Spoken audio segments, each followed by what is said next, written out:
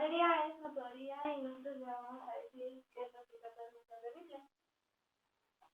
¿Qué fue lo que más impactó? Bueno, a mí lo que me impactó más fue el hombre más grande del mundo y las vacas que estaban unidas. ¿Qué fue lo que más te gustó?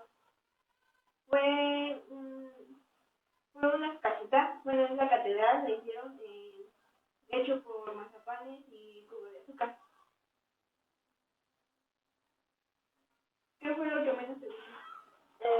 Bueno, lo que menos me gustó fue que algunas imágenes no venían con información y pues la verdad no sé de qué están. ¿Qué fue lo que más te impresionó? Lo que más me impresionó que ven unas estatuas que estaban colgadas hacia arriba